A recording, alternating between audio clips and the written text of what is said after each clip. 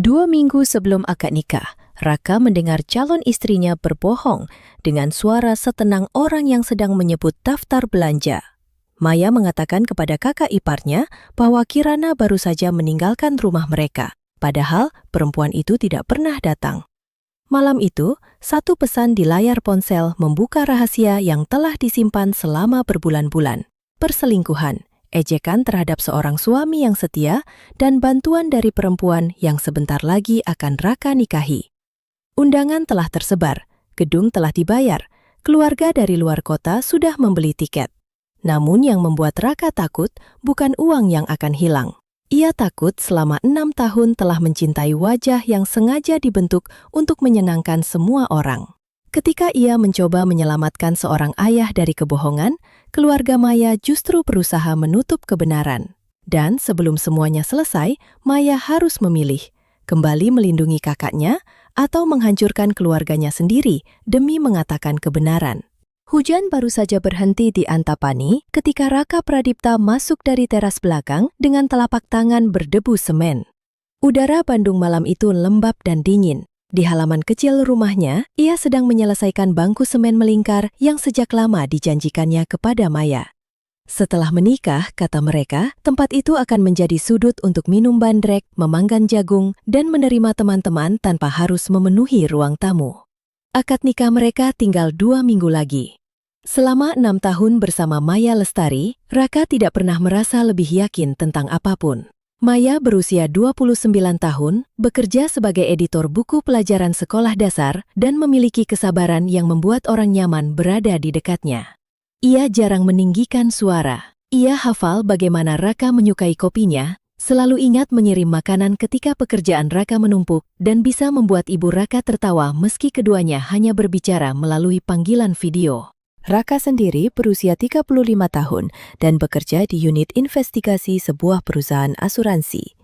Tugasnya menilai klaim yang mencurigakan, memeriksa dokumen, dan menemukan bagian cerita yang tidak cocok dengan bukti.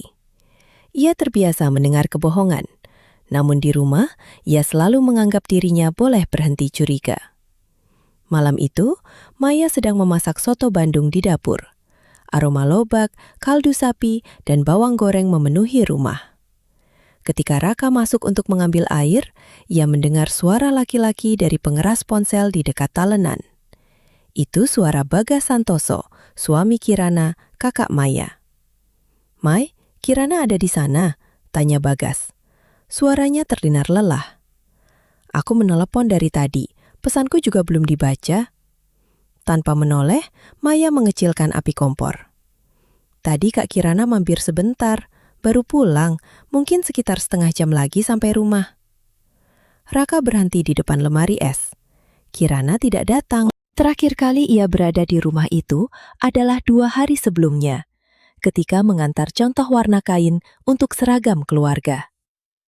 Malam ini, sejak Raka pulang kerja, hanya ada dirinya dan Maya. "Kalau dia menghubungimu, suruh kabari aku ya," kata Bagas. "Nadia sudah bertanya kenapa ibunya belum pulang." "Iya Kak, mungkin ponselnya tertinggal di tas." Panggilan berakhir. Maya segera mengetik sesuatu. Jemarinya bergerak cepat, lalu ia meletakkan ponsel dengan layar menghadap meja. Raka membuka pintu lemari es dan mengambil botol air. Bagas mencari Kirana? "Iya, Kak Kirana tadi mampir sebentar." Kebohongan kedua disampaikan sambil mengaduk kuah, tanpa jeda dan tanpa gugup. "Aku tidak lihat dia." Maya menoleh sesaat. "Kamu masih di belakang. Dia cuma mengambil katalog dekorasi, lalu pergi." Raka mengangguk. Ia sudah berada di halaman sejak sore, tetapi pintu samping terbuka tepat di samping tempatnya bekerja. Jika Kirana datang, ia pasti mendengar mobilnya, suara gerbang, atau setidaknya salamnya. Meski begitu, Raka tidak bertanya lagi. Ia membawa air ke teras dan duduk di bangku yang belum kering sempurna. Sebagian pikirannya langsung menyusun penjelasan yang tidak berbahaya. Mungkin Kirana meminta Maya menutupi kejutan ulang tahun Bagas. Mungkin ada masalah keluarga yang belum ingin diceritakan. Mungkin Raka salah mengingat waktu. Namun bagian lain dari pikirannya, bagian yang setiap hari dibayar untuk menemukan celah, terus mengulang satu hal. Maya bukan sekadar menghindari jawaban. Ia memberi Bagas lokasi palsu dan perkiraan waktu pulang yang sangat spesifik. Saat makan malam, Maya berbicara tentang daftar tamu, jadwal rias, dan keluarga dari Surabaya yang akan menginap di rumah orang tua Raka. Raka berusaha mengikuti percakapan. Ia bahkan tertawa ketika Maya mengeluh bahwa pamannya ingin membawa 3 orang tambahan ke resepsi. Tetapi setiap kali Maya menunduk untuk memeriksa ponsel, perut Raka terasa menegang. Sekitar 40 menit setelah panggilan Bagas, ponsel Maya berbunyi. Ia membaca pesan itu, menghela napas lega, lalu memasukkan ponsel ke saku. "Kirana sudah sampai?" tanya Raka. Maya mengangkat wajah. "Apa?" "Tadi Bagas mencarinya." "Oh, iya, sudah." Raka mengunyah perlahan. Ia tahu sekarang bahwa apapun alasannya, kebohongan itu terencana. Mereka tidur pada waktu biasa. Maya tertidur lebih dulu, kepalanya bersandar di lengan Raka, seolah tidak ada yang berubah. Raka menatap langit-langit dalam gelap. Setiap pilihan terasa buruk. Jika ia bertanya langsung, Maya mungkin menjelaskan semuanya dan ia akan malu karena mencurigainya. Tetapi jika Maya memang menutupi sesuatu, pertanyaan itu juga memberinya kesempatan menghapus bukti. Menjelang dini hari, suara hujan kembali mengetuk atap. Raka bangun untuk minum dan melihat ponsel Maya sedang diisi daya di meja samping. Mereka mengetahui kode satu sama lain. Selama ini, akses itu tidak pernah berarti apa-apa karena tidak pernah digunakan untuk mengawasi. Raka berdiri cukup lama sebelum mengambilnya. Ia mencari percakapan dengan nama Kirana. Pesan terakhir langsung menjawab semua keraguannya. "Bagas mencarimu. Aku bilang kamu baru pulang dari sini. Kamu punya waktu sekitar 30 menit. Di bawahnya, Kirana membalas dengan stiker tertawa dan ucapan terima kasih. Raka menggulir layar. Beberapa minggu percakapan membuat dadanya dingin. Maya mengingatkan kakaknya untuk mematikan berbagi lokasi. Maya menyarankan alasan rapat tambahan. Maya memesan kamar di Lembang menggunakan akun yang jarang dipakai Kirana. Bahkan ketika Bagas mengirim foto Nadia yang demam dan meminta istrinya pulang, Kirana memilih tetap bersama seorang rekan bernama Reza. Sementara Maya menyusung alasan bahwa ponsel kakaknya kehabisan baterai. Yang paling menyakitkan bukan hanya bantuan itu. Di sela-sela rencana, kedua saudari tersebut membicarakan Bagas seolah ia benda yang menghalangi kesenangan mereka. Kirana mengejek gajinya sebagai guru sekolah menengah. Maya membalas bahwa Bagas terlalu polos untuk menyadari apapun.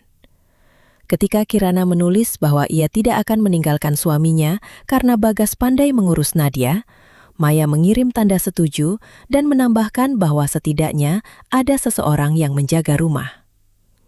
Raka membaca kalimat itu 3 kali. Ia mengenal Bagas hampir selama ia mengenal Maya. Bagas bukan orang sempurna, tetapi ia sabar, rajin, dan sangat menyayangi putrinya yang berusia 3 tahun. Ketika Kirana mengalami kesulitan setelah melahirkan, Bagas mengambil cuti tanpa bayaran dan mengurus hampir semua kebutuhan rumah. Ia juga orang pertama yang datang membawa pompa air ketika halaman Raka kebanjiran tahun sebelumnya. Raka mengambil tangkapan layar, mengirimkannya ke akun surel pribadi, lalu menghapus jejak pengiriman. Ia membenci dirinya karena bertindak seperti sedang menangani tersangka. Tetapi rasa bersalah itu kalah oleh rasa mual ketika ia menemukan percakapan 6 bulan sebelumnya. Hubungan Kirana dengan Reza telah berlangsung selama itu. Maya mengetahuinya sejak minggu pertama. Ada satu pesan dari Maya yang membuat tangan Raka gemetar. "Jangan merasa bersalah. Bagas tidak akan tahu selama kita kompak. Kamu berhak bahagia." Raka mengembalikan ponsel ke tempatnya dan masuk ke ruang kerja. Di sana ada map akad, bukti pembayaran gedung, kwitansi catering, daftar souvenir, dan salinan tiket kereta keluarganya. Ia duduk di depan semua rencana itu sambil menyadari bahwa 2 minggu lagi ia akan mengucapkan janji kepada perempuan yang menganggap kesetiaan hanya penting selama kebohongan gagal disembunyikan. Pukul 5 pagi, ia menelepon kakaknya Damar yang bekerja di Makassar. Damar menjawab dengan suara mengantuk, lalu langsung terjaga ketika mendengar kalimat pertama Raka. Aku mungkin akan membatalkan pernikahan. Raka menceritakan semuanya. Damar tidak memotong, tidak menyinggung biaya tiket, dan tidak mencoba mengambil keputusan untuk adiknya. Setelah diam cukup lama, ia berkata, "Masalahmu bukan karena Kirana berselingkuh. Masalahmu adalah..." Maya melihat penderitaan Bagas, lalu ikut memastikan penderitaan itu terus berlangsung. Kalau kamu tetap menikah sekarang, setiap kali dia terlambat menjawab pesan, pikiranmu akan kembali ke malam ini. Aku masih mencintainya. Itulah sebabnya keputusan ini terasa berat. Kalau tidak cinta, kamu tinggal pergi. Raka menutup panggilan ketika azan subuh mulai terdengar dari musala ujung jalan.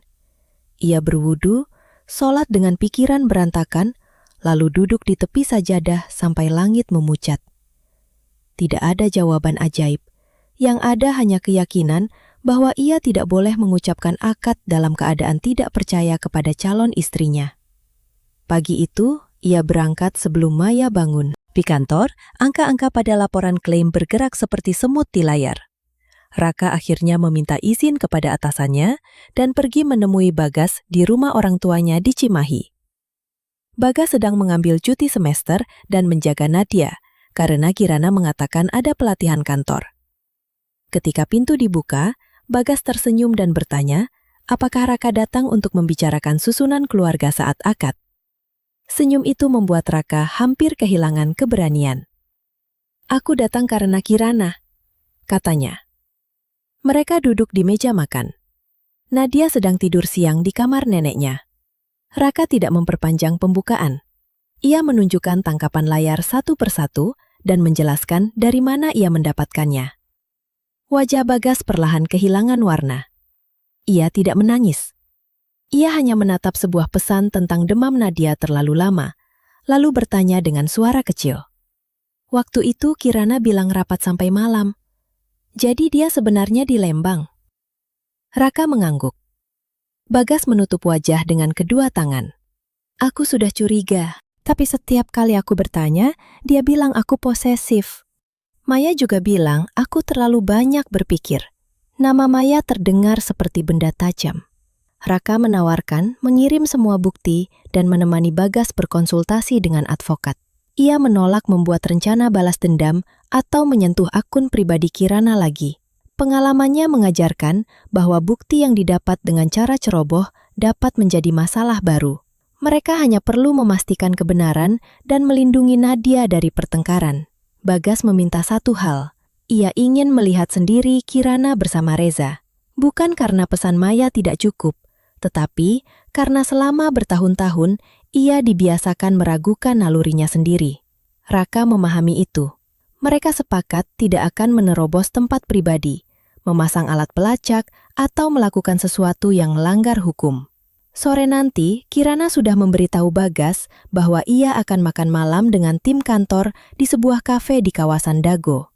Bagas akan menitipkan Nadia kepada orang tuanya. Mereka hanya akan melihat dari tempat umum. Sebelum Raka pulang, Bagas menatapnya lama.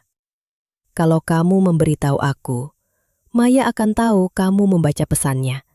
Apa yang akan terjadi dengan pernikahan kalian?" Raka melihat cincin pertunangan di jarinya. "Aku belum tahu," jawabnya, meski dalam hati ia sebenarnya sudah tahu.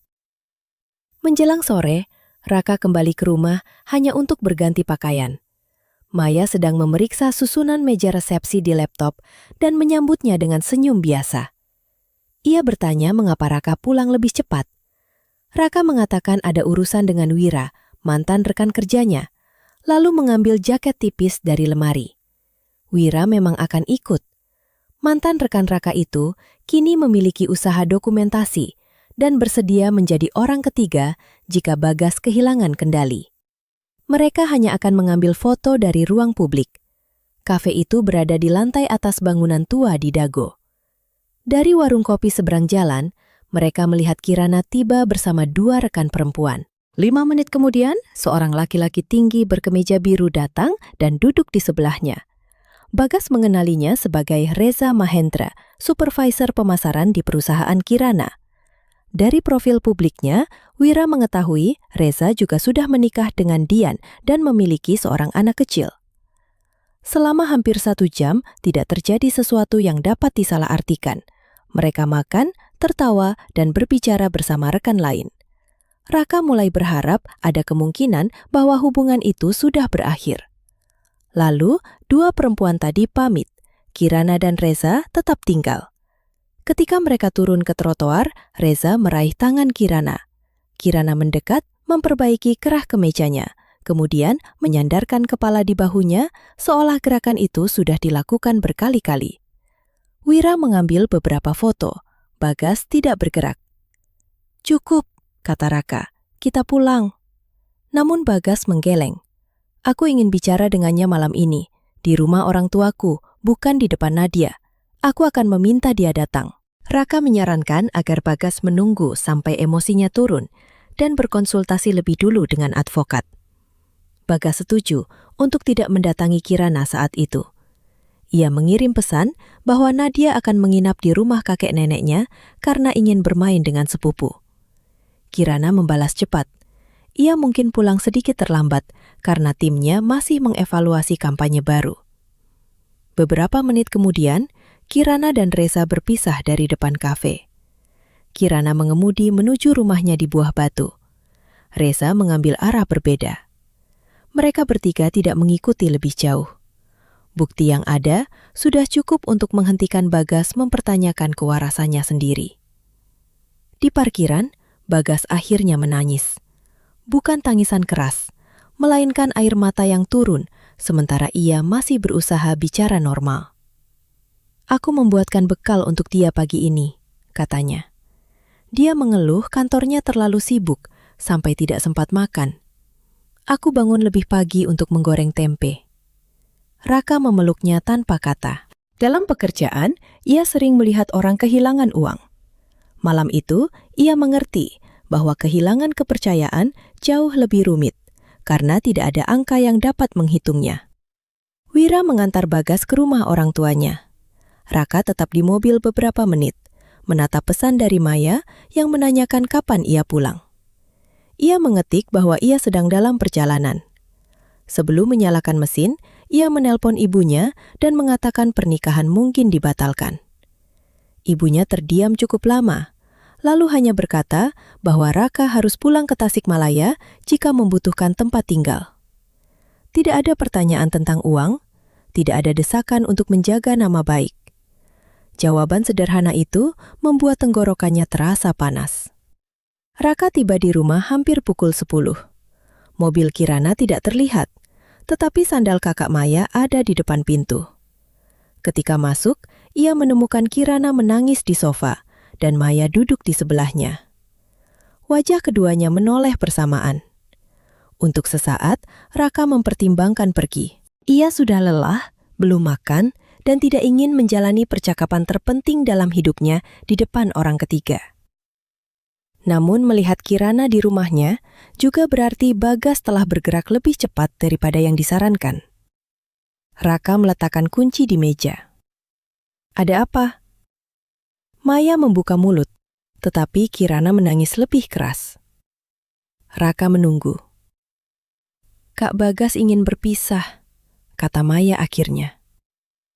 "Kenapa?" Maya menatap kakaknya. Kirana menggeleng kecil, seolah masih berharap adiknya membuat cerita lain. Maya menarik napas. "Karena Kak Kirana punya hubungan dengan orang lain." Jawaban jujur itu tidak menghapus 6 bulan kebohongan, tetapi Raka tetap terkejut. Maya belum tahu bahwa ia sudah membaca pesan mereka.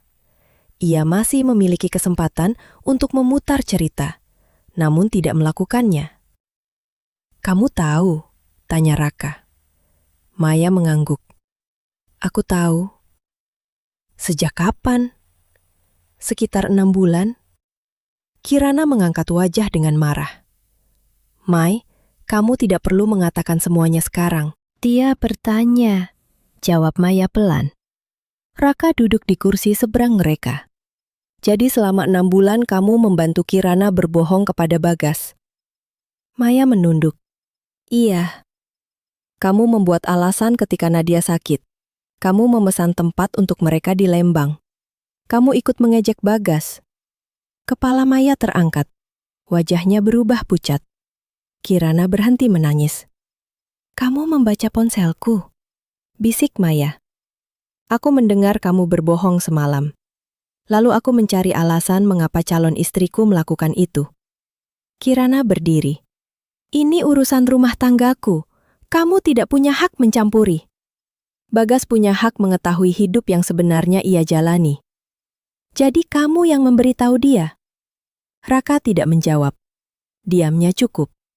Kirana melangkah mendekat, tetapi Maya segera berdiri di antara mereka. Kak, jangan. Dia menghancurkan keluargaku. Tidak, kata Raka. Hubunganmu dengan Reza yang menghancurkannya. Aku hanya menyalakan lampu. Kirana menyapu gelas dari meja. Gelas itu jatuh ke karpet dan airnya menyebar, tetapi tidak pecah. Ia lalu mencoba merebut ponsel Raka, mungkin mengira foto-foto berada di sana. Raka mundur. Maya memegang lengan kakaknya dan menyuruhnya berhenti. Suara mereka membuat satpam kompleks mengetuk pintu karena tetangga melapor ada keributan.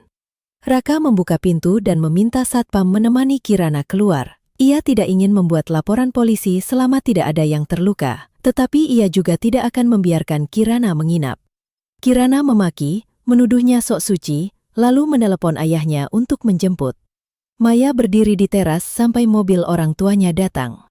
Burini bahkan tidak turun. Ia hanya menatap rumah dengan wajah keras dari kursi penumpang. Setelah mobil pergi, Raka dan Maya kembali ke ruang tamu. Air dari gelas masih membasahi karpet. Maya mengambil kain, tetapi Raka berkata, "Biarkan dulu, kita harus bicara." Maya duduk perlahan. "Akad kita batal," kata Raka. Maya menatapnya seperti tidak memahami bahasa yang digunakan. "Apa?"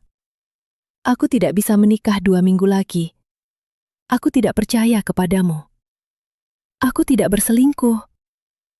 Aku tahu, tetapi kamu membantu orang lain melakukannya. Kamu berbohong langsung kepada Bagas. Kamu menertawakan dia. Kamu melihat seorang anak menunggu ibunya pulang, dan kamu tetap membuat alasan agar Kirana bisa tinggal bersama Reza. Kirana kakakku." Itu bukan jawaban. Maya mulai menangis. Ia berkata bahwa keluarga dari luar kota sudah membeli tiket, uang muka gedung tidak mungkin kembali, kebaya hampir selesai, dan orang tuanya akan dipermalukan di depan kerabat.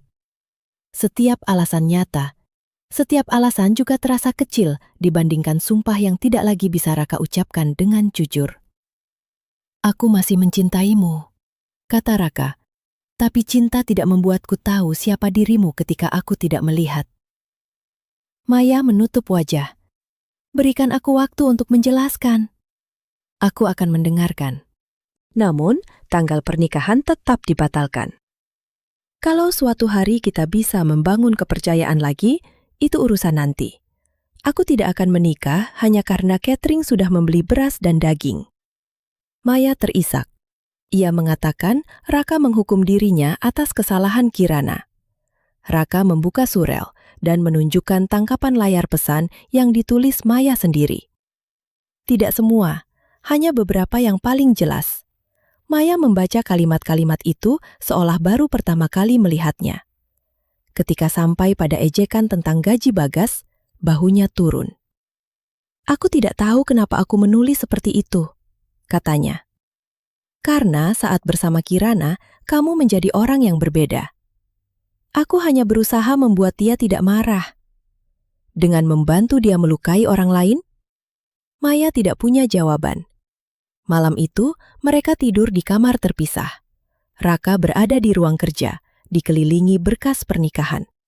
Ia mengirim pesan kepada Damar bahwa keputusan sudah dibuat, lalu membuat daftar orang yang harus dihubungi pagi hari. Setiap nama terasa seperti pengakuan kegagalan. Pagi berikutnya, sebelum menelepon gedung dan penghulu, Raka menghubungi Bagas.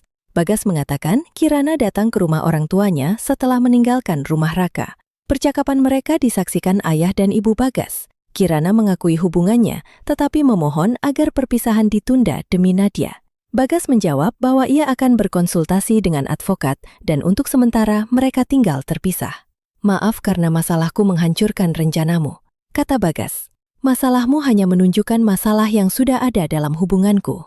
Setelah menutup telepon, Raka mulai membatalkan hidup yang mereka susun. Pengelola gedung hanya bersedia mengembalikan sebagian uang muka. Prias tidak dapat mengembalikan biaya kebaya yang sudah dikerjakan. Catering meminta ganti rugi karena bahan kering telah dibeli. Anehnya, fotografer yang paling tidak Raka kenal justru mengembalikan hampir seluruh pembayaran setelah mendengar penjelasan singkat. Menjelang siang, telepon Raka penuh dengan pesan. Ada yang mendukung, ada yang menyuruhnya memikirkan nama baik dua keluarga, dan ada yang mengatakan semua orang bisa hilaf. Raka tidak menjawab perdebatan. Ia hanya memberitahu bahwa akad dan resepsi tidak akan berlangsung. Maya keluar dari kamar dengan mata bengkak. Ayah dan ibu akan datang sore ini. Kita bisa membicarakan pengeluaran, tapi mereka tidak akan mengubah keputusan. Maya mengangguk lemah. Untuk pertama kalinya sejak Raka mengenalnya, ia tidak berusaha membuat keadaan terasa nyaman. Ia duduk di ujung meja makan dan berkata, "Aku takut kalau aku menjelaskan semuanya, kamu akan semakin membenciku." "Aku tidak membencimu. Mungkin setelah mendengarnya, kamu akan membenci keluargaku." Raka menarik kursi di depannya. "Ceritakan yang benar, jangan ceritakan versi yang menurutmu ingin ku dengar." Maya memandang tangannya sendiri. Kemudian, perlahan ia mulai berbicara tentang masa kecil yang selama 6 tahun tidak pernah benar-benar ia ceritakan. Kirana selalu menjadi pusat keluarga. Jika Kirana marah, semua orang berusaha menenangkannya. Jika Kirana melakukan kesalahan, Maya diminta mengalah karena dianggap lebih sabar. Ketika masih sekolah, Kirana pernah mengambil uang tabungan Maya, dan orang tua mereka menyuruh Maya melupakannya agar rumah tetap damai. Ketika Kirana menyebarkan rahasia adiknya kepada teman-teman, Burini berkata bahwa kakak adik tidak boleh menyimpan dendam. Lama-kelamaan Maya belajar bahwa keamanan hanya datang ketika ia menyetujui apapun yang dikatakan kakaknya. "Aku tahu itu bukan alasan," katanya. "Tapi setiap kali Kak Kirana meminta bantuan, tubuhku rasanya kembali seperti anak kecil yang akan dihukum kalau menolak." Raka mendengarkan tanpa memotong. Penjelasan itu membuat perilakunya lebih masuk akal, tetapi belum membuatnya dapat diterima. "Kamu bukan anak kecil lagi, Mai. Aku tahu. Dan Bagas bukan harga yang boleh dibayar agar Kirana tidak marah." Air mata Maya kembali turun. Kali ini ia tidak membela diri. "Aku tahu." Raka melihat perempuan yang dicintainya, lalu melihat map akad di antara mereka. Keputusan membatalkan pernikahan masih terasa benar. Yang tidak lagi sederhana adalah keputusan tentang apa yang harus terjadi setelahnya. Pak Hadi dan Burini tiba sebelum asar. Mereka datang bersama Kirana meski Maya sudah meminta kakaknya tidak ikut. Kirana menunggu di mobil, tetapi kehadirannya terlihat dari bayangan di balik kaca. Raka mempersilakan kedua orang tua itu masuk dan menyajikan teh yang tidak disentuh siapapun. Pembicaraan dimulai dengan uang. Burini membawa map berisi semua kwitansi yang dibayar keluarga mereka. Gedung, dekorasi, rias, kain seragam, dan sebagian catering. Jumlahnya besar. Raka sudah menyiapkan daftar dari pihaknya. Ia menawarkan pembagian kerugian berdasarkan siapa yang melakukan pembayaran, kemudian menanggung bersama biaya yang sejak awal disepakati bersama. "Uang bisa dicari lagi," kata Pak Hadi. "Nama baik keluarga kalau rusak tidak mudah diperbaiki." "Saya tidak membatalkan karena ingin mempermalukan siapapun," jawab Raka. "Saya membatalkan karena tidak siap menjadi suami Maya dalam keadaan seperti ini." Burini menatap putrinya. "Kamu sudah minta maaf? Jelaskan bahwa kamu hanya menolong kakakmu." Maya memejamkan mata sebentar. "Ibu, itu bukan pertolongan." Kata-kata itu membuat ruang makan sunyi. Biasanya, Maya akan menerima kalimat ibunya dan berusaha menjembatani semua pihak. Kali ini, ia justru berkata bahwa dirinya berbohong, mempermalukan Bagas dalam percakapan pribadi, dan ikut memungkinkan Kirana meninggalkan Nadia dengan berbagai alasan. Bu Rini menepuk meja. Jangan membuka aib lebih lebar. Kirana sudah menghadapi masalah rumah tangganya. Kamu seharusnya fokus menyelamatkan hubunganmu. Aku sedang mengatakan yang benar. Kebenaran tidak harus diumbar. Raka melihat bahu Maya menegang. Ia ingin membela, tetapi teringat permintaannya sendiri agar Maya berhenti bersembunyi di balik orang lain. Karena itu ia menahan diri. Pembicaraan beralih ke rumah. Sertifikat dan pinjaman berada atas nama Raka karena ia membeli rumah itu sebelum bertunangan. Namun Maya telah membayar sebagian renovasi dapur, membeli meja makan, lemari, serta menanggung beberapa cicilan ketika Raka sempat dirawat karena demam berdarah. Raka sudah menghitung semuanya dan menawarkan pengembalian bertahap. Maya menolak. Aku tidak mau uang itu menjadi tanda bahwa semuanya selesai. Uang dan hubungan kita dua hal berbeda. Apapun keputusan kita nanti, bagianmu harus kembali. Kamu sedang mengusirku? Aku meminta kita tinggal terpisah. Kita tidak bisa berpura-pura kembali normal hanya karena takut pada jawaban. Maya menangis. Pak Hadi menunduk. Sedangkan Bu Rini mulai menuduh Raka telah merencanakan perpisahan sejak lama. Menurutnya, tidak masuk akal 6 tahun hubungan dihapus hanya karena Maya membela saudara kandung. Raka hampir membalas dengan marah, tetapi Maya mendahuluinya. Bukan Raka yang menghapus 6 tahun itu, Bu. Aku yang membuat dia meragukannya. Dari luar terdengar bunyi klakson. Kirana rupanya tidak sabar menunggu. Bu Rini berdiri dan mengatakan Maya harus pulang bersama mereka. Maya masuk ke kamar, memasukkan beberapa pakaian ke koper kecil, lalu berhenti di depan Raka. Aku akan pergi beberapa hari, katanya. Bukan karena aku setuju kita berakhir. Aku cuma tahu kita tidak akan bisa bernapas kalau terus berada di rumah yang sama. Raka mengangguk. Ia ingin memeluknya, tetapi tidak tahu apakah pelukan akan menjadi penghiburan atau janji palsu. Akhirnya, mereka hanya berdiri berhadapan sampai Maya mengangkat koper dan pergi. Malam itu rumah terasa terlalu besar. Piring Maya masih ada di rak pengering. Baju untuk acara keluarga masih tergantung di lemari. Di meja ruang kerja, Raka menemukan buku catatan anggaran pernikahan. Ketika memeriksa pembayaran terakhir, ia melihat satu ketidaksesuaian. Tabungan bersama mereka berkurang 25 juta rupiah 3 bulan sebelumnya. Dicatat sebagai uang muka dekorasi. Namun kwitansi dekorasi menunjukkan jumlah yang berbeda. Raka menelpon Maya. Maya diam cukup lama sebelum mengaku. Uang itu dipinjam Kirana untuk menutup tunggakan kartu kredit dan cicilan mobil. Kirana meminta agar Bagas tidak tahu karena mereka sedang mengajukan pinjaman pendidikan untuk rencana kuliah lanjutan Bagas. Maya mengambil uang dari rekening pernikahan dengan niat mengembalikannya setelah Kirana mendapat bonus. "Kenapa aku tidak pernah tahu?" tanya Raka. "Karena aku tahu kamu akan bilang tidak. Jadi uang yang kusimpan untuk pernikahan kita diberikan kepada orang yang sedang membiayai perselingkuhannya. Aku tidak tahu untuk apa uang itu dipakai. Kamu tahu dia berbohong kepada suaminya. Itu sudah cukup." Maya meminta maaf berkali-kali. Raka menutup telepon sebelum amarah membuatnya mengucapkan sesuatu yang tidak bisa ditarik kembali. Temuan itu mengubah persoalan. Maya bukan hanya terbawa percakapan buruk. Ia telah mengambil keputusan keuangan bersama secara diam-diam karena lebih takut menolak kakaknya daripada jujur kepada calon suaminya. Keesokan harinya, Maya mengirim surat elektronik yang sangat panjang. Raka membaca surat itu setelah bekerja. Tidak ada pembelaan terhadap Kirana. Maya menjelaskan bagaimana ia tumbuh sebagai anak yang selalu diminta mengalah. Kirana memilih sekolah lebih dulu, mengambil kamar yang lebih besar, bahkan menentukan siapa yang boleh menjadi teman Maya. Jika Maya menolak, Kirana menangis atau marah sampai orang tua mereka menyalahkan Maya karena membuat rumah tidak tenang.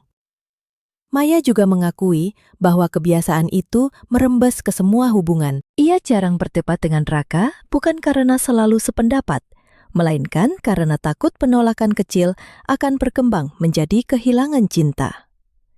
Ia menyukai makanan yang Raka pilih, membatalkan rencananya ketika Raka sibuk, dan menyimpan kekecewaan sampai dirinya sendiri tidak tahu lagi apa yang sebenarnya diinginkan. Di akhir surat, Maya menulis bahwa ia akan menemui psikolog, mencari tempat tinggal sendiri, dan mengembalikan uang yang diberikan kepada Kirana, entah kakaknya membayar atau tidak. Ia tidak meminta Raka menghidupkan kembali rencana pernikahan. Ia hanya meminta kesempatan suatu hari nanti untuk menunjukkan bahwa dirinya bisa belajar berkata tidak. Raka membaca surat itu 2 kali. Ia merasakan belas kasihan sekaligus marah. Luka masa kecil menjelaskan mengapa Maya takut, tetapi orang dewasa tetap bertanggung jawab atas orang lain yang terluka akibat pilihannya. Raka membalas singkat. Ia menghargai kejujuran Maya, pernikahan tetap batal, dan mereka perlu berpisah untuk waktu yang belum ditentukan. Hari-hari berikutnya dipenuhi urusan praktis. Catering mengirim bahan yang sudah dibeli ke rumah orang tua Raka di Tasikmalaya untuk dibagikan. Hadiah yang telanjur tiba dikembalikan satu persatu seperti sisa masa depan yang gagal terjadi. Bagas sementara itu berkonsultasi dengan advokat keluarga dan mendaftarkan permohonan cerai ke Pengadilan Agama Bandung. Ia tidak mengizinkan pertengkaran dilakukan di depan Nadia. Untuk sementara, Kirana tinggal bersama orang tuanya dan bertemu putrinya berdasarkan jadwal yang mereka sepakati melalui advokat. Bagas tidak melarang, tetapi meminta pertemuan berlangsung di rumah kakek nenek agar semua lebih tenang. Kirana menolak menerima kenyataan itu. Ia mengirim pesan panjang kepada Bagas, berjanji mengakhiri hubungannya dengan Reza, lalu pada hari berikutnya menuduh Bagas merusak keluarga demi harga diri. Ia juga menuntut Maya mencabut semua yang pernah dikatakan kepada Raka. Ketika Maya menolak, Kirana mengingatkan soal uang 25 juta rupiah dan berkata tidak akan mengembalikannya. Maya meneruskan pesan itu kepada Raka tanpa komentar. Seminggu kemudian, ia mentransfer sebagian uang dari tabungan pribadinya ke rekening bersama. Raka mengembalikan transfer tersebut dan meminta mereka menyelesaikan pembagian secara tertulis. Ia tidak ingin Maya menghukum diri dengan menghabiskan semua dana daruratnya. Mereka bertemu di sebuah kedai kopi dekat Jalan Riau untuk menyusun daftar barang dan pembayaran rumah. Maya tampak lebih kurus. Ia sudah menjalani 2 sesi dengan psikolog dan mengaku belum banyak berubah, tetapi baru menyadari betapa sering ia meminta maaf sebelum mengucapkan pendapat. Aku bahkan meminta maaf kepada psikolog karena terlalu banyak bercerita, katanya dengan senyum pahit. Raka hampir tertawa, lalu merasa bersalah. Setidaknya kamu menyadarinya. Aku juga menyadari bahwa selama ini aku membuatmu menjadi penentu semua hal. Aku bilang terserah untuk makanan, liburan, rumah, bahkan rencana punya anak. Lalu aku merasa aman, karena kalau sesuatu salah, itu bukan keputusanku. Pengakuan itu membuat Raka tidak nyaman. Ia selalu mengira dirinya pasangan yang perhatian, karena sering bertanya apa yang Maya inginkan. Ia tidak pernah memaksa. Namun setelah Maya selalu menjawab terserah, Raka berhenti bertanya sungguh-sungguh. Tanpa sadar, ia menikmati hubungan yang tidak pernah menantangnya. Aku juga punya bagian dalam pola itu, katanya. Bukan bagian dalam kebohonganku. Bukan, tapi mungkin bagian dalam hubungan yang membuatmu tidak perlu hadir sebagai dirimu sendiri. Mereka menyelesaikan daftar dengan tenang. Meja makan kayu milik Maya tetap dititipkan karena apartemen barunya terlalu sempit. Tidak ada pelukan saat berpisah, hanya ucapan hati-hati di jalan yang terdengar seperti kebiasaan lama. Raka kembali ke Bandung dengan keyakinan bahwa dirinya belum siap memaafkan, apalagi memulai hubungan baru. Ia mencari psikolog untuk dirinya sendiri. Ia ingin memahami mengapa pengkhianatan terhadap Bagas terasa seolah dilakukan langsung kepadanya, dan mengapa ia terus memeriksa setiap ucapan orang terdekat seperti laporan klaim. Maya pindah dari rumah orang tuanya ke apartemen studio sederhana di Cihampelas. Bu Rini menuduhnya memilih Raka daripada keluarga. Pak Hadi lebih banyak diam. Kirana bahkan tidak membantu saat Maya mengangkut kardus. Meski bertahun-tahun, Maya selalu datang setiap kali kakaknya membutuhkan sesuatu. Selama hampir 2 bulan, komunikasi Raka dan Maya terbatas pada pembayaran rumah serta kabar singkat. Lalu pada suatu malam, Maya menelpon. Suaranya berbisik, seolah takut didengar. "Aku mendengar sesuatu di rumah ibu," katanya. "Tentang Kak Bagas." Maya menjelaskan bahwa ia datang mengambil dokumen yang tertinggal. Dari ruang tengah, ia mendengar Kirana dan Bu Rini membicarakan sidang berikutnya. Mereka ingin menuduh Bagas sering meninggalkan Nadia sendirian dan memiliki temperamen berbahaya. Kirana meminta Maya mengatakan bahwa ia pernah melihat Bagas mendorong kakaknya saat bertengkar. Peristiwa itu tidak pernah terjadi. Ibu bilang semua orang terkadang harus menyesuaikan cerita demi melindungi anak. Kata Maya, Kak Kirana bilang kalau aku benar-benar menyesal sudah merusak keluarganya, aku harus membantu. Raka berdiri dari kursinya. Kamu harus memberitahu Bagas dan advokatnya sekarang. Aku tahu, namun napas Maya terbenar cepat. Raka bisa membayangkan dirinya kembali menjadi gadis kecil di depan ibu dan kakak yang menuntut kepatuhan. Mai, mereka sedang meminta kamu membuat keterangan palsu. Aku tahu, ulangnya, kali ini aku tidak akan melakukannya. Kalau begitu telepon Bagas. Maya terdiam, lalu berkata, aku akan menemui dia besok, sendiri. Raka ingin menawarkan ikut. Sebagian dirinya takut Maya akan berubah pikiran di tengah jalan. Namun, jika perubahan itu nyata, ia tidak boleh selalu menjadi orang yang berdiri di depan Maya. Simpan semua pesan. Jangan memancing mereka melakukan apapun. Ceritakan hanya yang benar dan biarkan advokat menentukan langkahnya. Baik. Sebelum menutup telepon, Maya berkata pelan. Mungkin setelah besok aku tidak punya keluarga lagi. Raka menatap teras belakang yang belum pernah ia selesaikan. Kamu tidak sedang kehilangan keluarga karena berkata benar, katanya. Mereka yang memilih kehilanganmu karena meminta kebohongan. Keesokan paginya, Maya datang ke rumah orang tua Bagas di Cimahi. Ia membawa salinan pesan Kirana, catatan tentang percakapan yang didengarnya, dan ponsel lama yang masih menyimpan rekaman suara dari malam sebelumnya. Setelah Maya menolak membantu, Kirana mengirim pesan suara dengan nada marah. Di dalamnya, Kirana menyebut secara jelas cerita yang harus disampaikan. Bagas pernah mendorongnya di dapur. Nadia menangis dan Maya melihat semuanya. Tidak satu pun pernah terjadi. Bagas menerima Maya di teras, bukan di ruang keluarga. Sikapnya sopan tetapi dingin. Ayah Bagas duduk tidak jauh dari mereka. Maya tidak meminta dipahami. Ia menyerahkan bukti, mengatakan dirinya siap membuat pernyataan kepada advokat, lalu meminta maaf karena selama 6 bulan telah membantu Kirana membuat Bagas merasa curiganya tidak masuk akal. Setiap kali kamu menelpon, aku tahu kamu punya alasan untuk khawatir, katanya. Tapi aku membuatmu merasa seperti suami yang terlalu mengatur. Aku tidak punya alasan yang bisa membenarkan itu. Bagas menatap halaman. Aku sempat berpikir aku memang bermasalah. Aku mulai mencatat pertengkaran kami supaya bisa memeriksa apakah ingatanku salah. Maya menelan ludah. Aku ikut membuatmu meragukan dirimu sendiri. Iya. Jawaban itu tidak kejam. Justru karena diucapkan tanpa marah, Maya tampak semakin terpukul. Bagas mengambil map bukti. Aku belum bisa memaafkanmu. Tapi terima kasih karena datang sekarang. Saat mereka berbicara, Nadia keluar dari dalam rumah sambil membawa boneka kelinci. Anak itu berhenti ketika melihat bibinya, lalu berlari memeluk lutut Maya. Maya berjongkok dan menangis tanpa suara.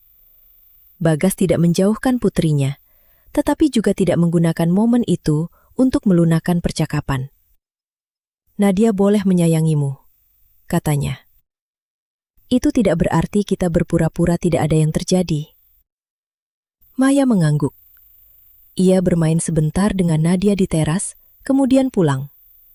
Dari mobil, ia menelepon Raka dan hanya berkata, "Sudah selesai." "Bagaimana?" "Menyakitkan. Tapi untuk pertama kalinya, rasa sakit itu tidak membuatku ingin berbohong." Advokat Bagas bergerak hati-hati. Ia menyimpan pesan suara asli, meminta Maya menulis kronologi, dan menasihati mereka agar tidak menghubungi Kirana untuk memancing pernyataan tambahan. Raka senang mereka tidak mencoba bermain sebagai penyelidik. Kebenaran yang sudah ada cukup kuat. Ambisi mendapatkan bukti sempurna justru bisa merusak semuanya. 3 hari kemudian, Kirana menelpon Maya puluhan kali. Ketika panggilannya tidak dijawab, Burini datang ke apartemen. Maya tidak membuka pintu. Ibunya berdiri di lorong dan mengatakan bahwa keluarga harus saling melindungi, bahwa Bagas akan mengambil Nadia, dan bahwa semua ini berawal dari Maya yang tidak bisa menjaga rahasia. Maya merekam percakapan dari dalam, tetapi bukan untuk menjebak ibunya. Ia hanya takut suatu hari nanti akan meyakinkan diri bahwa kata-kata itu tidak pernah diucapkan. "Ibu meminta aku berbohong di depan hakim," kata Maya melalui pintu. "Ibu memintamu menyelamatkan kakakmu. Kalau menyelamatkan Kak Kirana, berarti menghancurkan Bagas dengan tuduhan palsu. Aku tidak akan melakukannya." "Jadi kamu memilih laki-laki yang bahkan bukan keluargamu." "Aku memilih tidak berbohong." Burini pergi setelah mengatakan Maya tidak perlu pulang lagi. Malam itu, Maya duduk di lantai apartemennya, bersandar pada pintu, dan menangis sampai suara azan Isya terdengar. Ia hampir menelpon Raka, tetapi membatalkan. Dalam sesi terapi, ia mulai belajar bahwa meminta bantuan berbeda dari menyerahkan tanggung jawab atas emosinya kepada orang lain. Ia akhirnya menelpon seorang teman lama dari kantor, Siska, dan meminta ditemani makan. Ketika Maya menceritakan hal itu beberapa hari kemudian, Raka menyadari perubahan kecil yang penting. Maya tidak lagi menjadikan dirinya satu-satunya tempat bergantung. Anehnya, hal itu membuat Raka merasa lebih aman, bukan kurang dibutuhkan. Kirana benar-benar mengajukan tuduhan pada sidang berikutnya. Ia menyatakan Bagas pernah bersikap kasar dan sering meninggalkan Nadia tanpa pengawasan. Advokat Bagas tidak membalas dengan serangan emosional. Ia menyerahkan rekaman suara Kirana kepada majelis, pernyataan Maya, jadwal mengajar Bagas, catatan pengasuhan, serta keterangan orang tua Bagas yang selama ini membantu merawat Nadia. Prosesnya tidak selesai dalam 1 hari. Tidak ada adegan dramatis ketika hakim langsung memukul meja dan menetapkan pemenang. Ada pemeriksaan, mediasi yang gagal, penundaan, dan pertanyaan yang diulang dalam bentuk berbeda.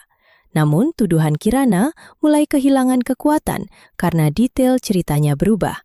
Tanggal ketika ia mengaku didorong ternyata bertepatan dengan perjalanan dinas Bagas ke Garut yang dapat dibuktikan oleh surat sekolah dan foto kegiatan. Maya hadir ketika diminta memberikan keterangan. Di lorong pengadilan, ia melihat ayah dan ibunya duduk di sisi Kirana. Pak Hadi sempat berdiri seolah hendak menyapa, tetapi Burini menarik lengannya. Kirana menatap Maya tanpa berkedip.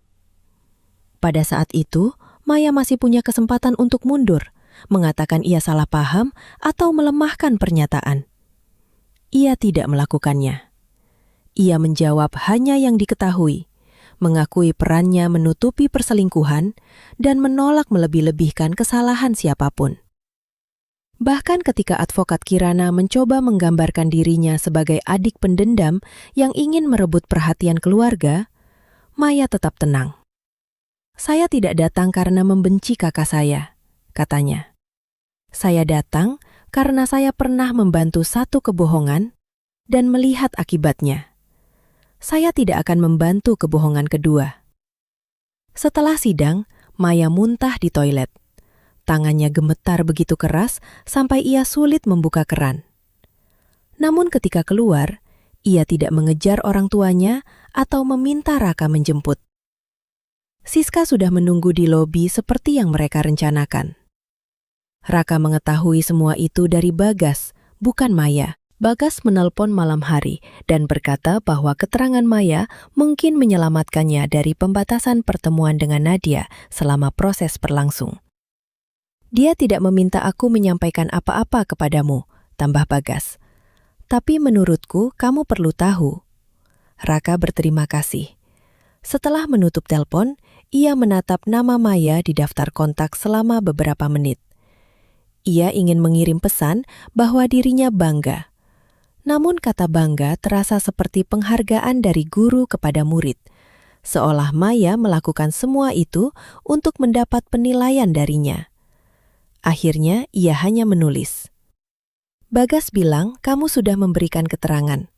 Semoga malam ini kamu bisa beristirahat. Balasan Maya datang setengah jam kemudian. Terima kasih. Aku melakukannya karena itu benar, bukan agar kita kembali bersama. Raka tersenyum. Aku tahu, tulisnya. Pengadilan kemudian menetapkan pengaturan sementara yang menjaga rutinitas Nadia bersama Bagas sambil tetap memberi Kirana waktu bertemu secara teratur dengan pendamping keluarga yang disepakati. Keputusan akhir baru akan diambil bersama putusan cerai. Bagas tidak merayakan. Ia hanya berkata, sekarang Nadia tidak perlu dipindahkan mendadak dari rumah dan sekolah kelompok bermainnya. Kirana justru menganggap keputusan sementara itu sebagai pengkhianatan Maya. Ia menyebarkan cerita kepada keluarga besar bahwa adiknya bersekongkol dengan Raka dan Bagas untuk mengambil Nadia. Beberapa bibi menelpon Maya dan mendesaknya mencabut pernyataan. Seorang sepupu menghapus Maya dari grup keluarga. Pak Hadi mengirim pesan pendek.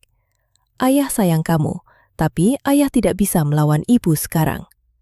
Maya membalas, aku juga sayang ayah, hubungi aku ketika ayah siap bicara tanpa meminta aku berbohong.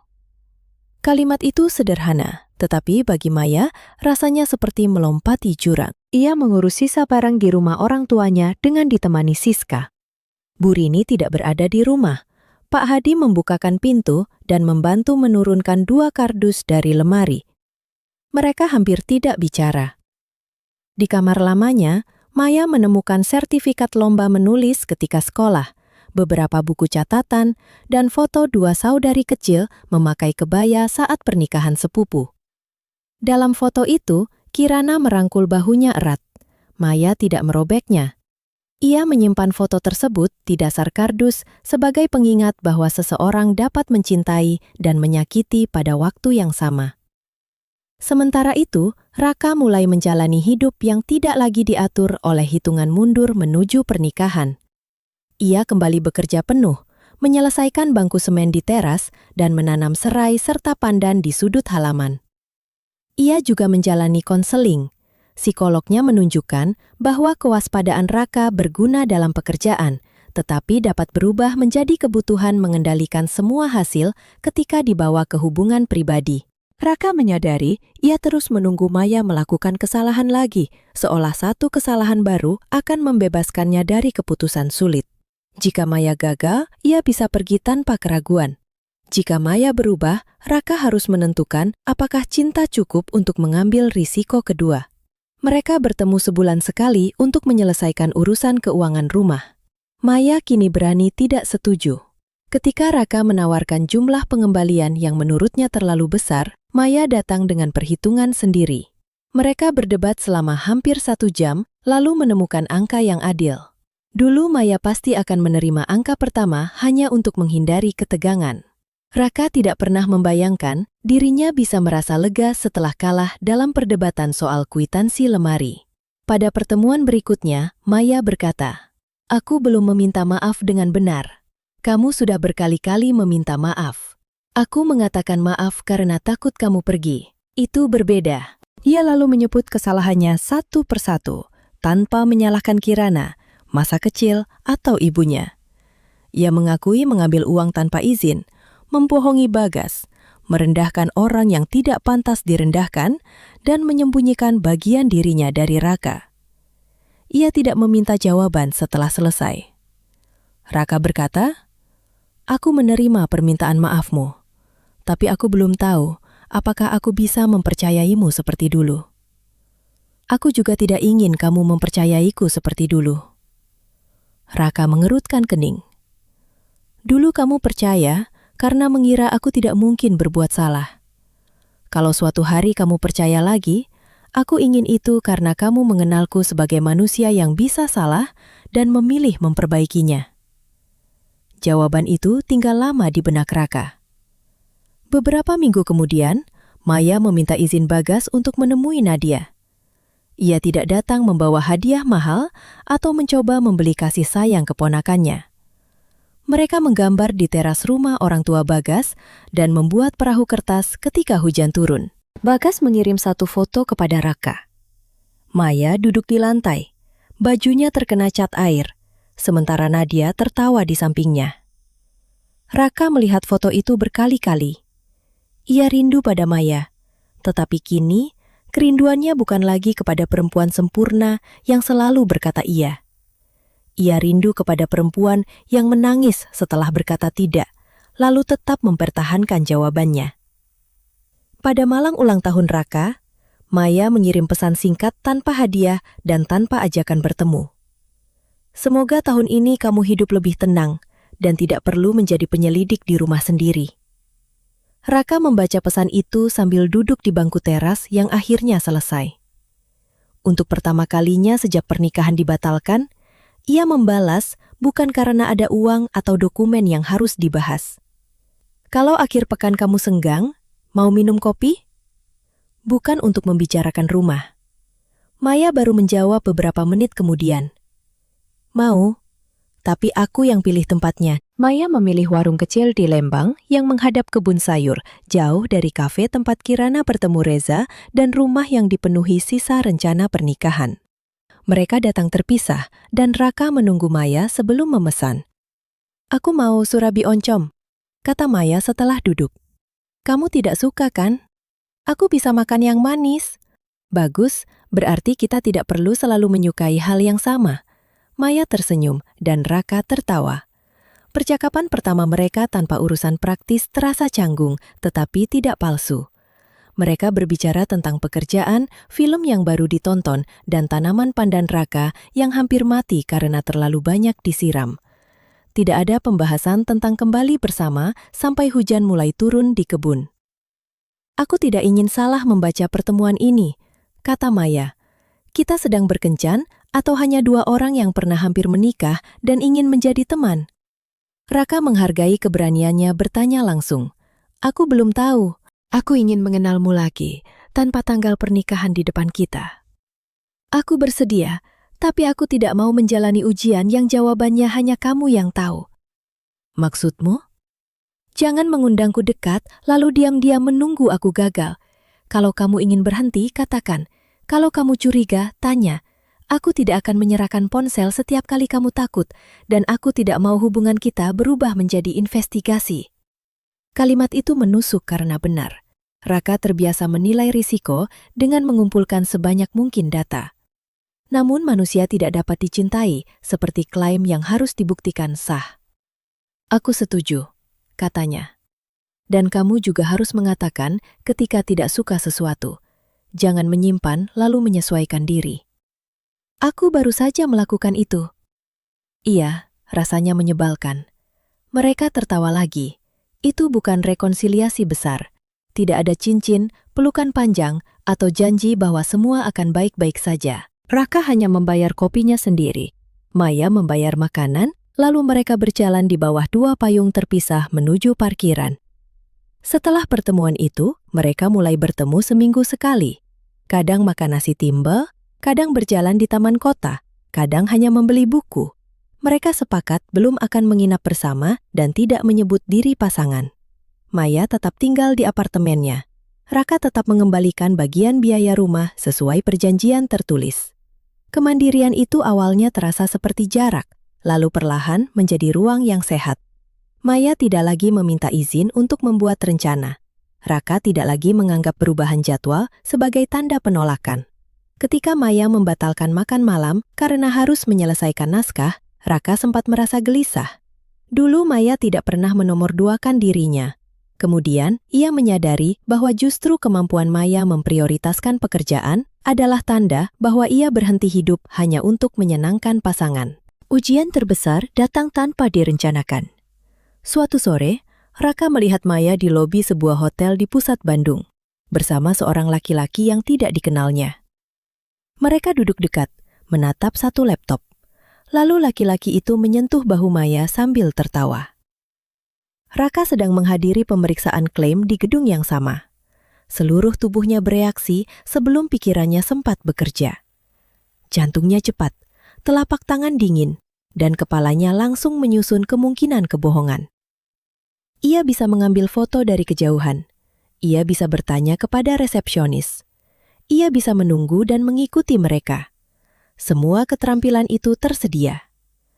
Raka justru berjalan mendekat. Maya melihatnya dan tersenyum. "Raka, kamu di sini?" Laki-laki itu adalah Arman, ilustrator dari Yogyakarta yang bekerja dengan penerbit Maya. Mereka sedang menyiapkan presentasi untuk lokakarya guru yang diadakan di hotel. Maya memperkenalkan keduanya tanpa gugup. Arman bahkan menunjukkan halaman buku yang sedang mereka bahas. Ketika Arman pergi mengambil minuman, Maya memandang Raka. "Kamu sempat curiga?" "Iya." "Terima kasih sudah datang dan bertanya." "Aku malu karena langsung berpikir buruk. Rasa takut muncul lebih cepat daripada akal sehat. Yang penting, apa yang kamu lakukan setelahnya." Raka tidak meminta melihat pesan atau jadwal Maya. Malam itu ia menceritakan kejadian tersebut kepada psikolognya. Untuk pertama kalinya, ia merasa kepercayaan bukan keadaan. Ketika keraguan hilang, melainkan keputusan tentang bagaimana bertindak saat keraguan muncul. Sementara hubungan mereka bergerak perlahan, perceraian Bagas dan Kirana terus berjalan.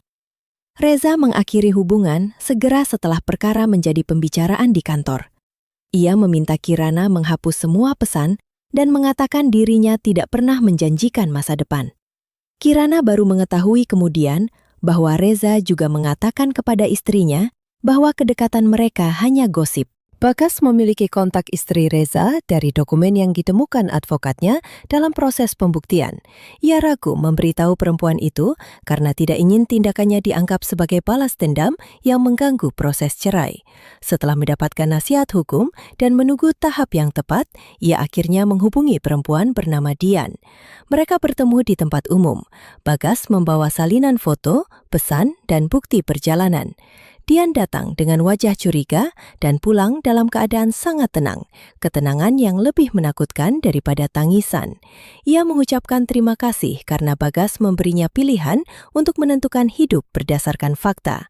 "Aku tidak tahu apa yang akan dia lakukan," kata Bagas kepada Raka beberapa hari kemudian. "Tapi kalau posisinya terbalik, aku ingin seseorang memberitahuku." Raka setuju. Mereka tidak membicarakan cara menghukum Reza. Bagas mulai memahami bahwa balas dendam akan terus mengikat hidupnya pada dua orang yang ingin ia tinggalkan. Fokusnya adalah Nadia, pekerjaan, dan membangun rutinitas yang tidak dikuasai pertengkaran. Kirana kehilangan dukungan di kantor setelah perusahaan menemukan bahwa beberapa perjalanan dinas digunakan untuk pertemuan pribadi. Ia tidak langsung dipecat, tetapi dipindahkan dari tim dan kehilangan kesempatan promosi. Bu Rini mengatakan semua akibat itu adalah kesalahan Raka, Bagas, dan terutama Maya. Maya tidak membalas pesan tersebut. Ia memblokir Kirana untuk sementara atas saran psikolog. Pak Hadi mulai diam-diam menghubungi Maya. Pertama hanya menanyakan kabar, lalu mengirim foto tanaman cabai yang dulu ditanam Maya di halaman. Maya bersedia bertemu ayahnya di luar rumah, dengan syarat percakapan tidak digunakan untuk memaksanya berdamai dengan Kirana atau ibunya. Pak Hadi datang sendiri. Ia mengakui bahwa selama bertahun-tahun, dirinya membiarkan Bu Rini menenangkan Kirana dengan mengorbankan Maya. "Ayah pikir selama rumah tidak ribut, berarti keluarga kita baik-baik saja," katanya. "Ternyata diam itu cuma memindahkan semua keributan ke dalam dirimu." Maya tidak langsung memaafkan. Ia berkata, hubungan mereka mungkin dapat dibangun kembali jika ayahnya juga berani bertanggung jawab di rumah, bukan sekedar meminta maaf saat tidak ada orang lain.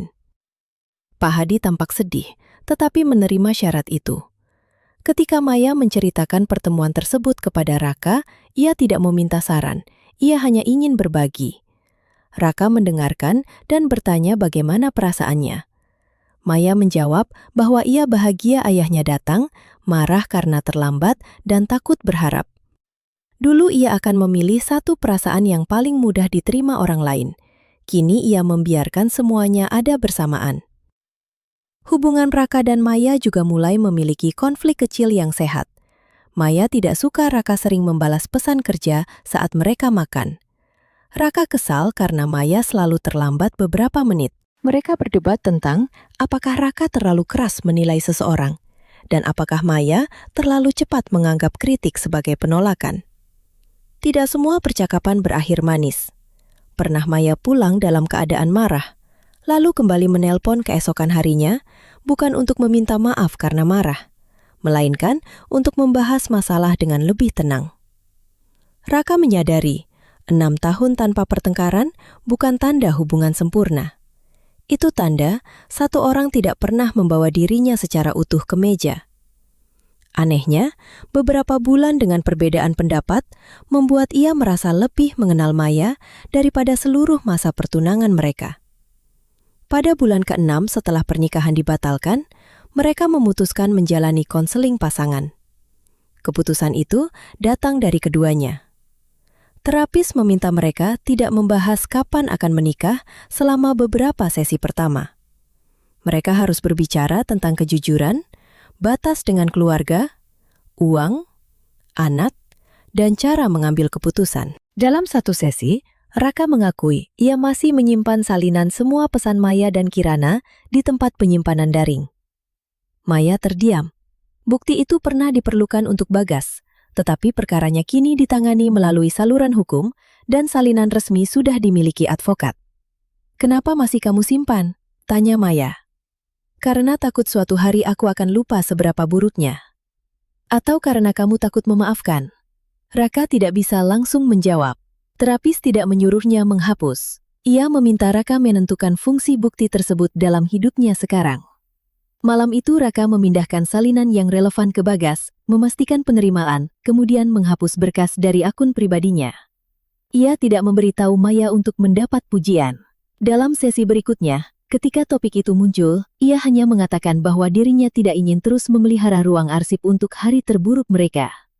Maya menangis, tetapi tidak meminta Raka segera percaya sepenuhnya. Beberapa minggu setelah itu, Raka mengajak Maya menghadiri ulang tahun ibunya di Tasikmalaya.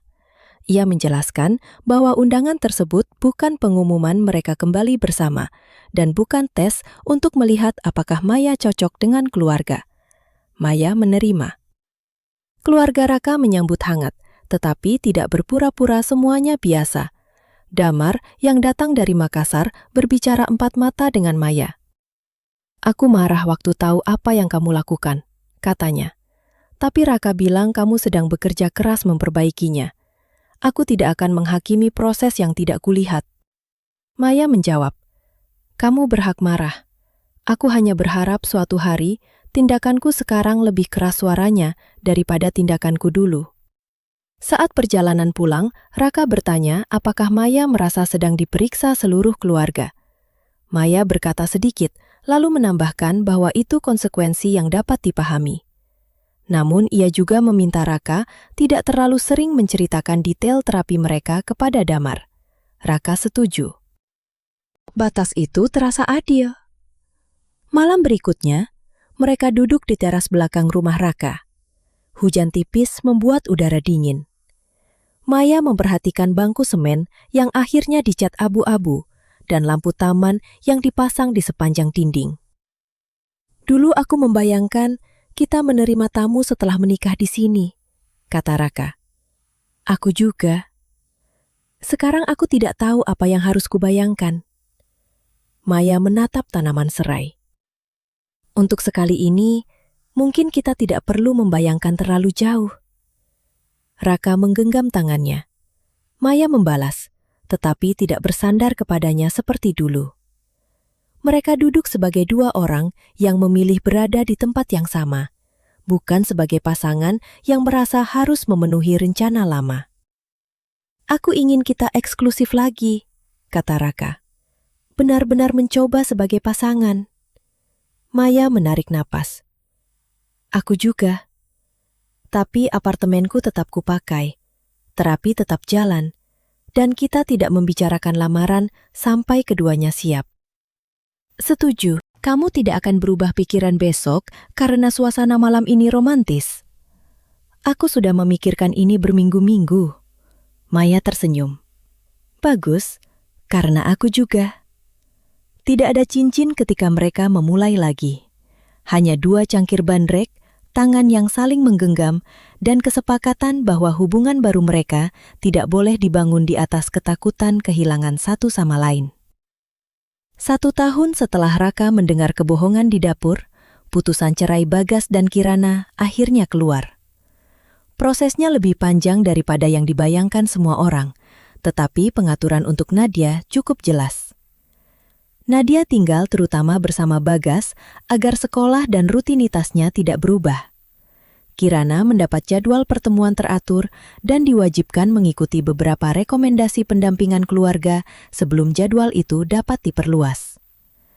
Bagas tidak menganggap putusan tersebut sebagai kemenangan atas Kirana. Ketika Raka mengajaknya makan di warung Sunda dekat kantornya, ia hanya berkata lega, karena hidup Nadia tidak lagi ditentukan oleh ancaman baru setiap bulan. Aku ingin dia tetap mengenal ibunya, kata Bagas.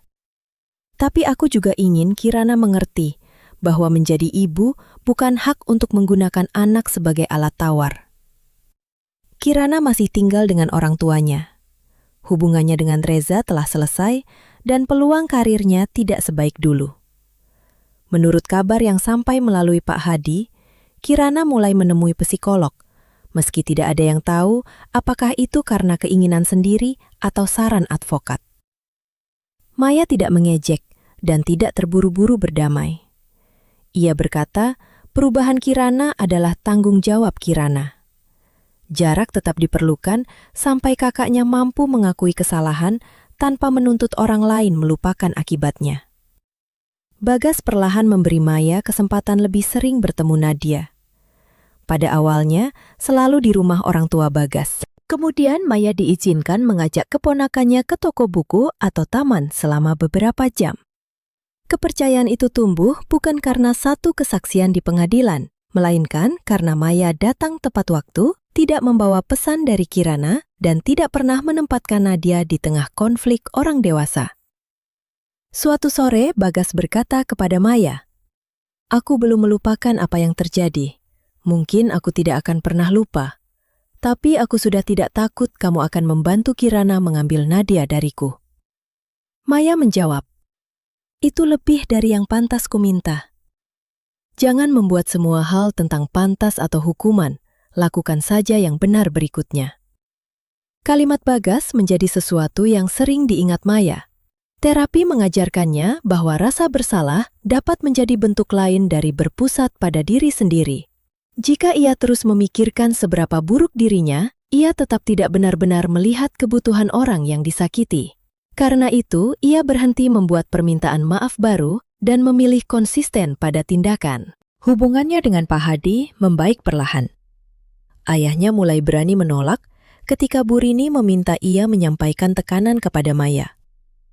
Suatu hari Pak Hadi datang ke apartemen dan mengembalikan sebagian uang 25 juta rupiah atas nama Kirana. Maya menolak menerima sebelum mendapat pernyataan tertulis bahwa uang itu bukan syarat untuk mencabut keterangan atau berdamai. Pak Hadi sempat tersinggung, lalu kembali seminggu kemudian membawa surat yang ditandatangani Kirana. Kirana mencicil sisanya beberapa bulan setelah itu. Bagi Maya, itu cukup untuk urusan uang. Rekonsiliasi emosional tidak bisa dibeli dengan transfer.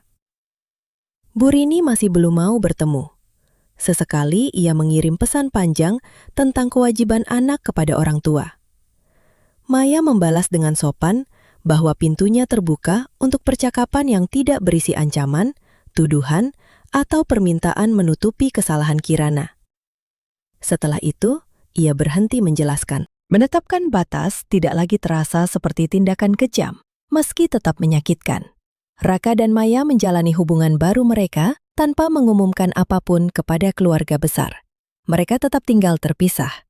Tidak ada kunjungan larut malam yang akan memancing gosip tetangga, dan tidak ada rencana pindah bersama sebelum akad. Mereka pergi ke konseling pasangan 2 kali sebulan, lalu sebulan sekali ketika komunikasi membaik. Perubahan terbesar terlihat dalam keputusan kecil. Maya memilih tempat liburan mereka ke Pangandaran. Ketika Raka mendapat tugas pada hari ulang tahun Maya, ia meminta maaf dan membiarkan Maya mengatakan bahwa ia kecewa. Mereka juga membicarakan hal-hal yang dulu ditutup oleh kalimat terserah. Apakah ingin punya anak? Di kota mana ingin tinggal? Bagaimana membantu orang tua ketika menua? Siapa yang mengelola uang? Dan batas apa yang berlaku jika salah satu anggota keluarga meminta pinjaman? Mereka membuat aturan sederhana. Tidak ada uang bersama yang boleh dipindahkan tanpa persetujuan keduanya. Tidak ada kebohongan yang dibenarkan atas nama keluarga. Masalah rumah tangga tidak boleh menjadi bahan ejekan di grup saudara. Dan jika salah satu takut mengatakan sesuatu, rasa takut itu harus menjadi alasan untuk bicara lebih cepat, bukan lebih lambat. Raka sempat berpikir aturan tertulis terdengar tidak romantis. Kemudian, ia menyadari banyak kehancuran mereka dulu terjadi karena keduanya mengira cinta otomatis membuat nilai mereka sama. Membicarakan batas justru jauh lebih jujur daripada menunggu masalah menguji sesuatu yang tidak pernah disepakati. Di kantor, Maya mendapat kesempatan memimpin proyek buku baru. Dulu, ia hampir pasti menolak karena takut rekan yang lebih senior tidak menyukainya. Kali ini, ia menerima, menetapkan pembagian tugas, dan bahkan mengembalikan ilustrasi Arman untuk diperbaiki ketika tidak sesuai naskah. Arman bercanda bahwa terapi Maya membuat semua orang bekerja lebih keras. Maya menjawab bahwa mereka memang dibayar untuk bekerja baik, bukan untuk menyukainya setiap saat. Raka tertawa ketika mendengar cerita itu. Namun, ia juga melihat sesuatu yang lebih dalam. Maya mulai percaya bahwa perbedaan pendapat tidak selalu berakhir pada ditinggalkan. Pada peringatan setahun tanggal pernikahan yang batal, keduanya sepakat tidak membuat acara khusus. Maya bekerja seperti biasa. Raka pulang sedikit terlambat karena menyelesaikan laporan. Ketika membuka pintu, ia menemukan sebuah kardus besar di ruang tamu. Maya berdiri di sampingnya. "Siska membantu membawanya," kata Maya. Di dalam kardus itu, ada bagian-bagian meja makan kayu yang setahun terakhir disimpan di rumah Raka. Apartemen Maya masih terlalu kecil, tetapi ia ingin membicarakan masa depan barang tersebut. "Aku tidak mau meja ini menjadi sandera hubungan kita," katanya. "Kalau kita tidak jadi menikah, aku akan menjualnya, dan kita membagi hasil sesuai kesepakatan. Kalau kita menikah, aku ingin meja ini kembali berada di sini, tapi bukan karena aku tidak punya rumah lain."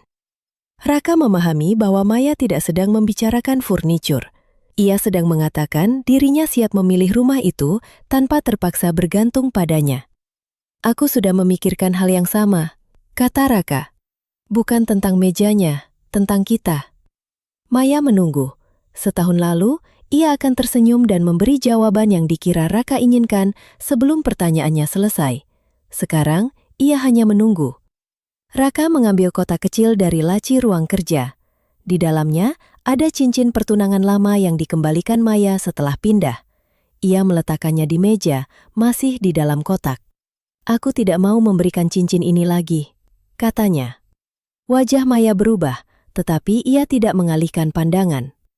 "Cincin ini milik hubungan ketika aku mengira kamu sempurna dan kamu mengira harus menjadi siapapun yang kuinginkan. Aku tidak ingin kembali ke sana." Raka menutup kotak. "Aku ingin menikahi Maya yang bisa mengatakan tidak kepadaku.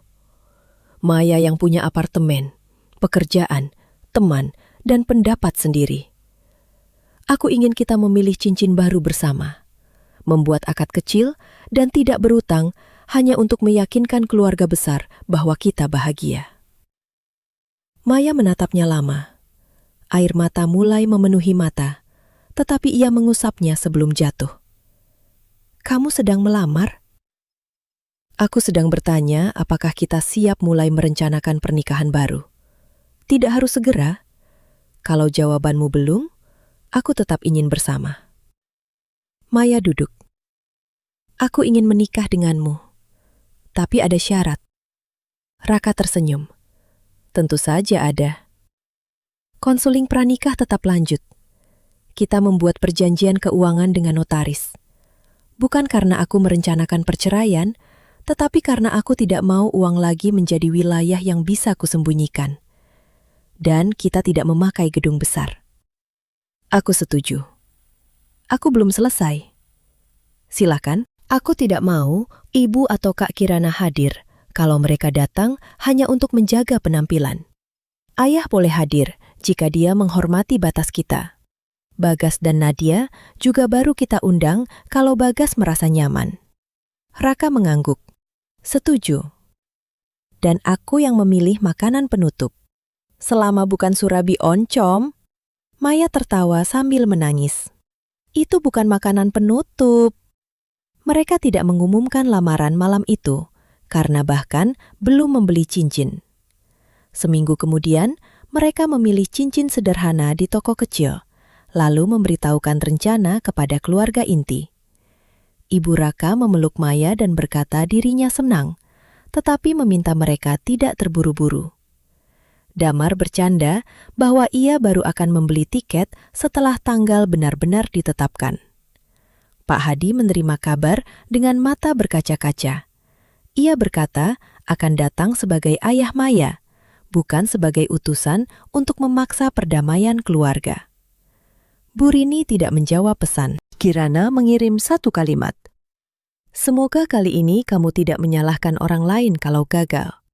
Maya membaca, menarik napas, lalu menyimpan tangkapan layar untuk dibicarakan dengan terapis, bukan untuk dibalas. Bagas bersedia hadir. Ia mengatakan Nadia akan senang memakai gaun baru, tetapi meminta agar namanya tidak dipakai sebagai simbol bahwa seluruh konflik sudah selesai. Raka dan Maya memahami, pernikahan mereka tidak akan menjadi panggung rekonsiliasi siapapun. Akad baru direncanakan beberapa bulan kemudian di halaman rumah orang tua Raka di Tasikmalaya, hanya dengan keluarga dan sahabat dekat. Tidak ada dekorasi mewah.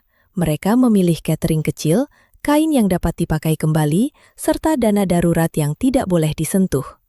Semua keputusan dicatat dan dibicarakan, tetapi tidak ada hitungan mundur yang membuat salah satu takut mengubah pikiran. Suatu malam, Raka dan Maya duduk di teras belakang rumah Antapani. Hujan baru berhenti, sama seperti malam ketika semuanya dimulai. Lampu taman memantulkan air di daun pandan. Di antara mereka ada 2 cangkir bandrek dan katalog cincin yang sudah tidak diperlukan.